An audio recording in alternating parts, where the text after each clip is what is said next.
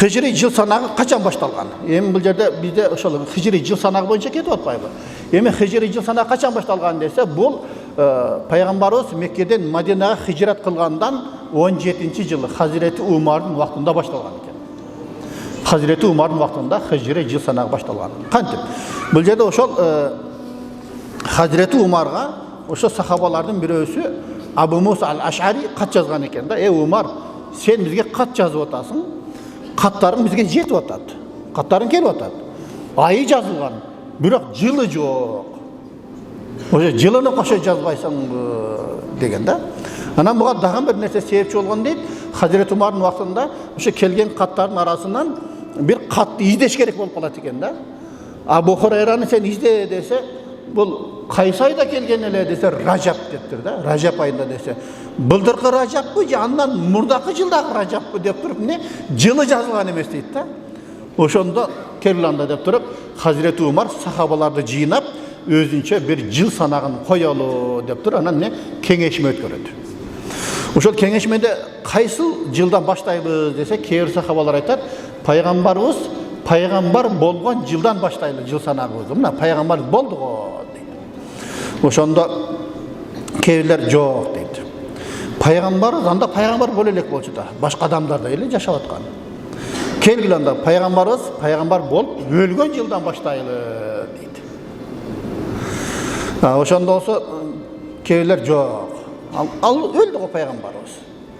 Жанакы перистердин эле, фарстардын эле жыл санагын ала бербейли, өзүбүзгө окшоштуруп десе, кээ бирлер жок. Биз Римдердикини алалы дейт. Ошентип отуруп бир канча талаш тартыш болот. Ошондо Хазирети Умар айтат, хижраттан баштайлы дейт. Эмнеге десе, ал-хижрату фарракат байнал хакки вал батил фаарриху биха дейт. Хижраттан баштайлы, анткени хижрат бул батыл менен акыйкат ажырады дейт да. Мисалы пайгамбарыбыз өзү не болду? Пайгамбар болуп 13 жыл жашады Мекке шаарында. Ушунчалык кыйынчылыктар болду. Кыйынчылыктар болуп туруп, анан не болду? Куугунтук калды. Сахабалар көпчүлүгү көчүп кетти.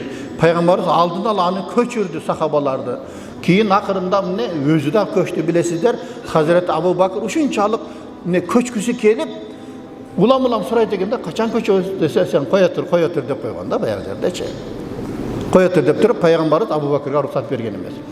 Ошондо мисалы билесиздер, Хазирети Умар көчкөн, анан Сухайбур Руми деген көчкөн. Мисалы Сухайбур Руми деген болгон, ошол көчүп Мадинага көчүп жөнөгөндө жолдон тосуп чыккан. Капырлар, сен каяка барасың? Десем, Мадинага көчүп атам. Сен келгенде жөн эле эч нерсең жок келгенсиң, ушунча бир байлыгың менен эми биздин байлыктарды жыйнап алып көчүп кеткен атасыңбы десе, эгер мен байлыктарымды берсем, жолумду ачасыңарбы десе, ооба деди. Ошондо түгүндөй жерге барсаңар, ошол жерде мен байлыктарым бар деди. Ошондо жанакын кетире койбостон кармап турду дейт да. Кармап туруп, элдерди жөнөтүп барып байлыктарын алып туруп, мына бар экенбиз алдык деди. Ошондо төбөсүндө аны алып калды. Кетип жатканда бир калың бир чапан кийип алган экен. Сен келгенде, Сухайб, көйнөкчөн келгенсиң сен.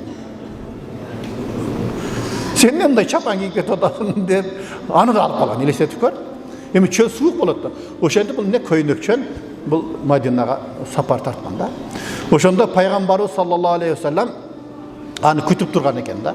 Барганда пайгамбар не деди? Рабиха бай'a Сухайб. Сухайбтын содасы пайда тапты, береке тапты деген да. Демек, Аллах үчүн сода кылды да, бүт байлыгын, бүт барсын таштап туруп, өзү көйнөкчөн көчүп кетти баягы жерде. Билесиздер, мына ушундай кыйынчылыктар болгон. Ошо кыйынчылыктардан кийин Мадинага көчүп барганда, мындай жай баракат жашоо башталгандыгы үчүн Хазирет Умар не деди? Ошол хижрат жылдан баштайбыз деди.